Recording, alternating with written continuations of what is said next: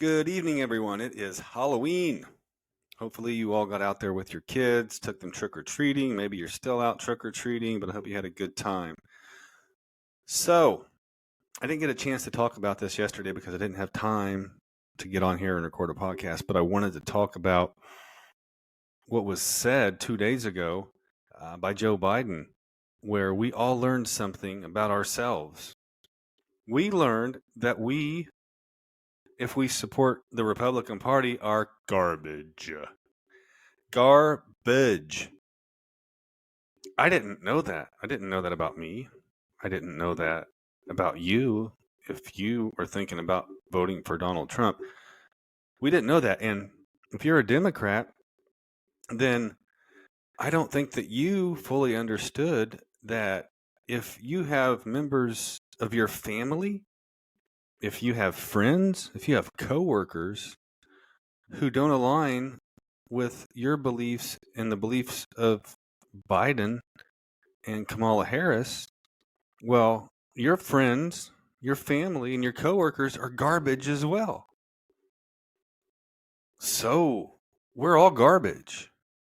I guess that's okay. I mean, it's okay to say that about the other political party just because you're old and senile, right?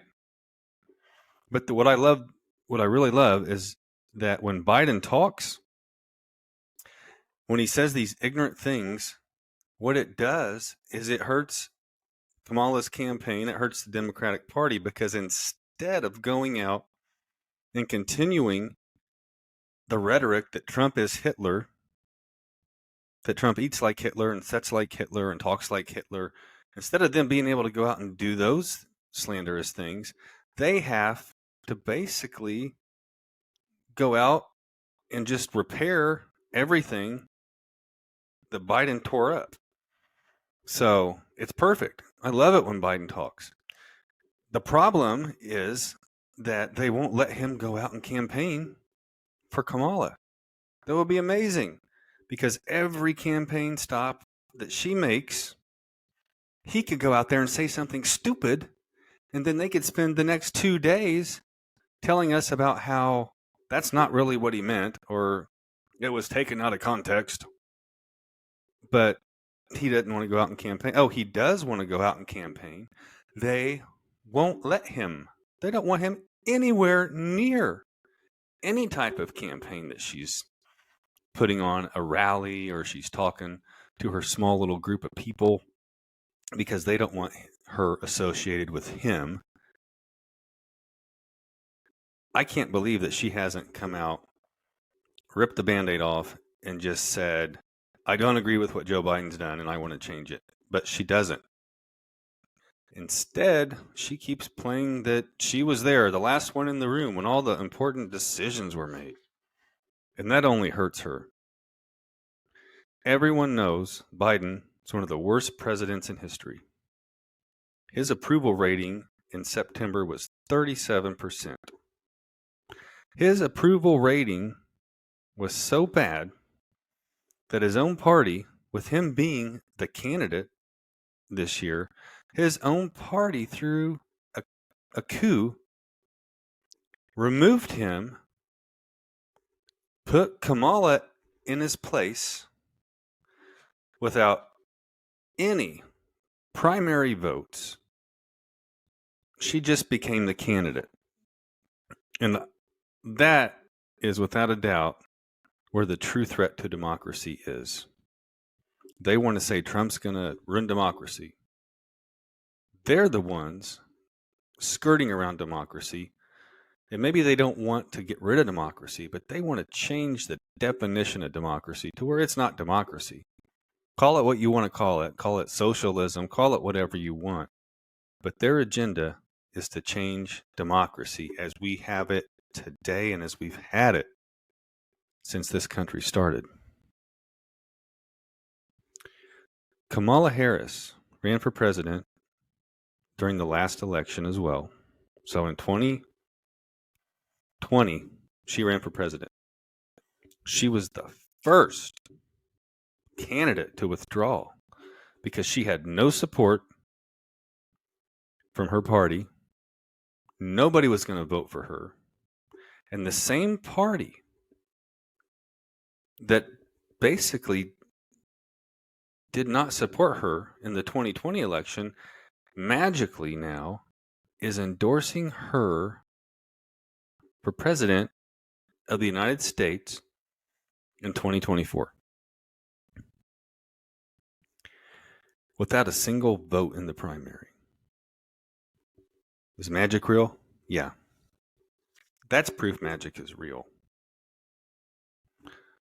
My last episode was about the polls, and the title was "The Polls Mean Nothing."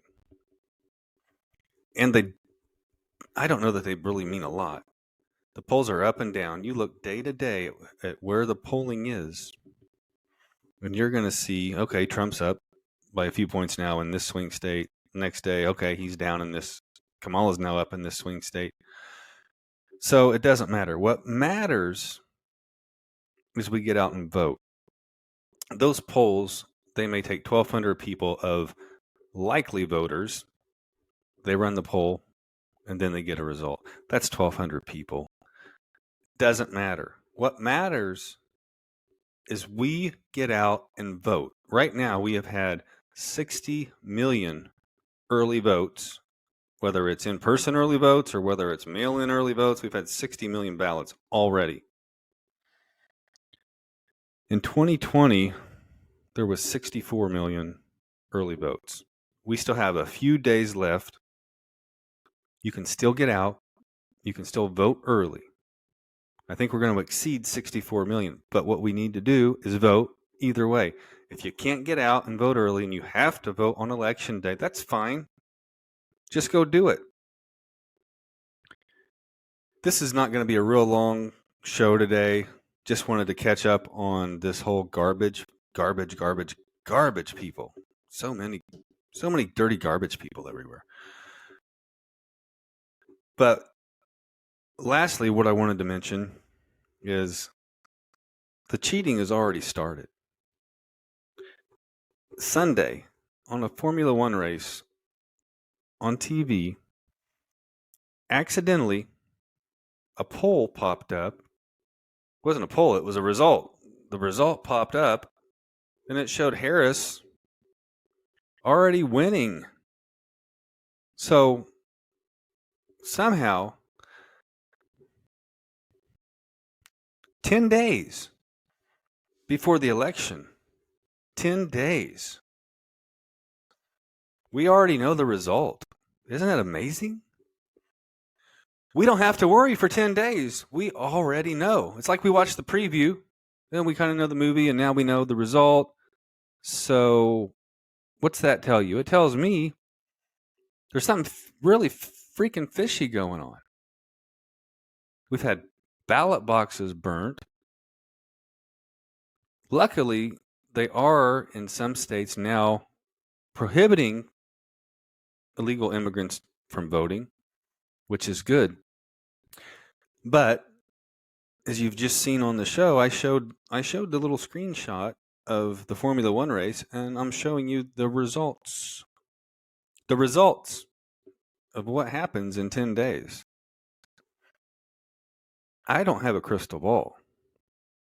I don't know how those results can be posted because it hasn't happened yet. I think they're preparing to lie to you more because that's what they do. The mainstream media has done nothing for 8 years but lie to the American people. These are not news networks. These are opinion networks. And that's where they can slip by. They can say, oh, this is an opinion show. Their opinion is what drives division in the country. One day, I hope soon, these mainstream media networks, these news networks that have been around since the Walter Cronkite days, and I want them to go away. I mean, I think we would be better off going to this next evolution where you listen to podcasts, you listen to Joe Rogan, you listen to Dan Bongino, you listen to this podcast who have real people on and talk about real topics. And they actually do what the news used to do, and they bring facts. I love Dan Bongino. I watch him. I listen to him every day, driving to work or driving home from work. And Joe Rogan is great.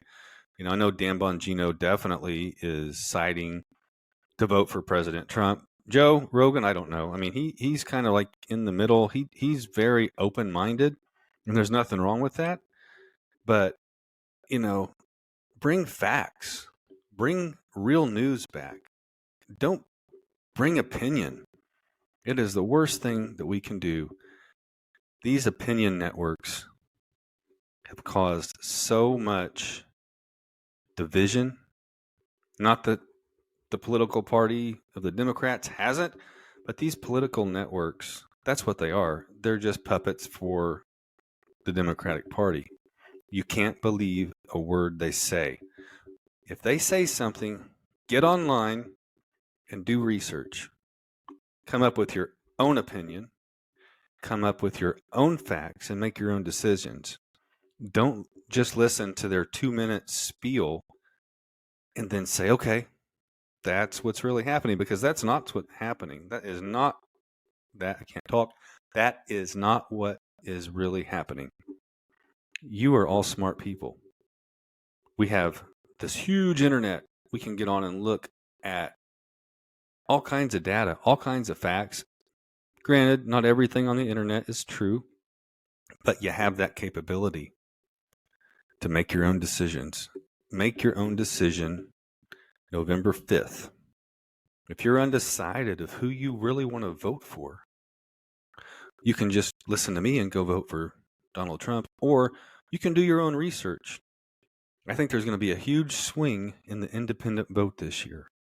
I don't think they can poll that. I think it's going to be a shock to the Democratic Party. But we got to get out. We got to get the votes. We have to make a difference. Use this election to make your voice heard. Thank you for listening. I'm Ryan Ritchie, and this is The Slant. See you next time.